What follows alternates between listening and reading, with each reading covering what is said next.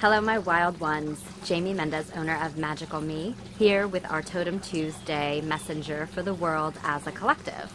However, today is Wild Wednesday. As I apologize, I was not able to do the video yesterday for everyone. Those of you, some of you know, some of you do not know. I had a boo-boo and hurt my back a few days ago, so I've been forced to kind of take it easy the last couple of days, and really just thanks to the support and love and healing sent from everybody out there, as well as my guides and the work that I've been doing to just rest has really helped to ease the pain, and it's almost minimal at this point, if at all. So thank you for that. And that is why our messenger is coming forward to work with us today instead of me posting it yesterday, but they have been coming through for a few days now, and that messenger would be the crow. I know that we have done the crow already, but that doesn't change the fact that the crow is coming forward to work with us, so I will give you as much wisdom and insight as I am receiving. Some of this just based on what I already know about the crow, some of this based on my own personal experience with the crow.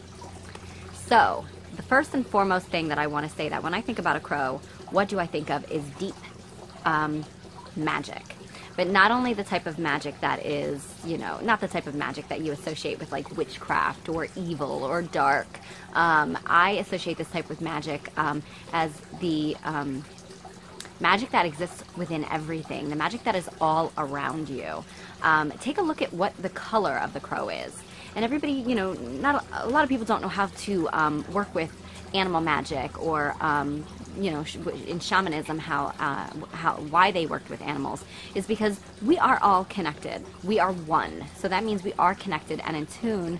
It's just a matter of kind of turning that dial and tuning in to the animals to pay attention. So one thing that you could do is paying attention to the color of an animal, what the animal is doing, watch their behavior, what noises they're making. One thing about the crow is that they're black, obviously. You've got that deep, sometimes contrasting to hues of blue or a little bit of like a green sheen, but they are black. And black represents the void of creation, the nothingness that we all came from at one point. So that in itself is a very powerful sign of creation and transformation, to create something from nothing. So that is a really interesting point, because also crows represent not just shamanism.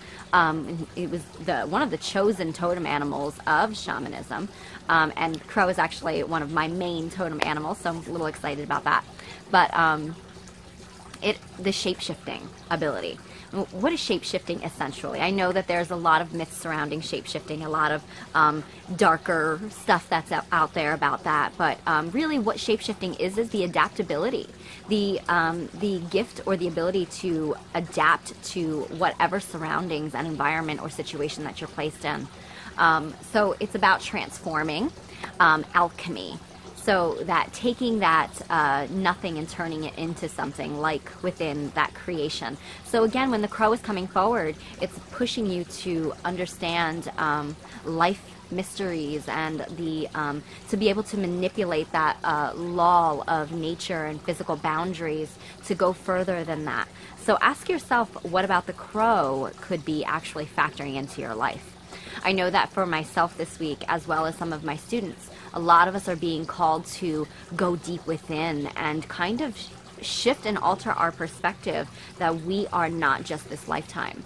We are so much more than that. We are who we've been throughout many lifetimes. And what was the point of all of that to come, except to come to a head now and to understand that about yourself and to kind of imbue and incorporate all of that, those lifetimes and those lessons and that wisdom that you've picked up, to kind of bring it forth now and to go forward with that.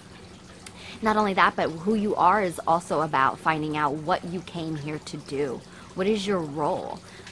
So it's a really important lesson with the crow coming forward right now.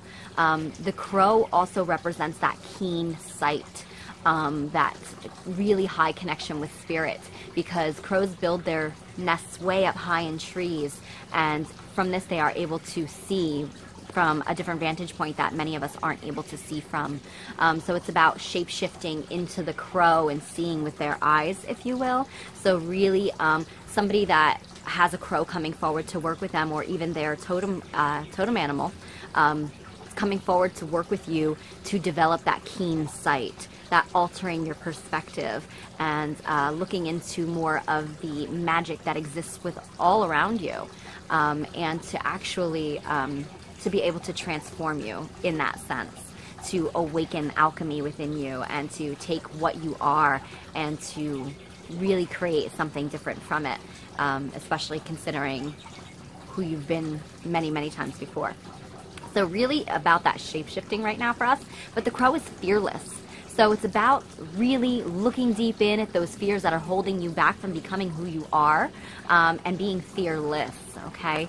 The crows are not indigenous to one specific area. I mean, they are scattered all, you know, where some birds you'll find that only are on the western part of the United States or only in certain countries. The crow is all over the place. So again, here comes that adaptability, and really being able to push yourself to beyond the law of physical boundaries, having no boundaries.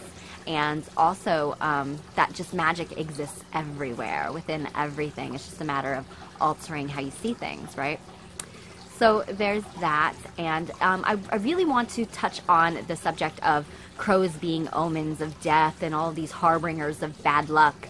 You do have that, but where that comes from is the fact that the crow is a shapeshifter, or not a shapeshifter, I'm sorry. Yes, it is, but also the crow is a gets the reputation for being a trickster. And this is because it's able to mock and mimic other birds, and it kind of acts as a bully in some regard, where it does come in and take on sometimes, you know, a different vocal sound, so that it kind of lets other birds know that this type of bird is in the area. It kind of reminds me very closely to the blue jay. They do the same thing. So they do get a representation for being a trickster or a bully.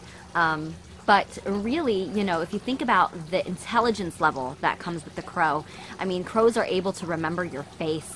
They're able to remember deeds that you've done. So if you've fed them, sometimes they'll say that crows come in. You hear it, you know, articles and things in the news sometimes where crows come down. They actually leave gifts for people because these people have left them some type of food or done something, and they remember that.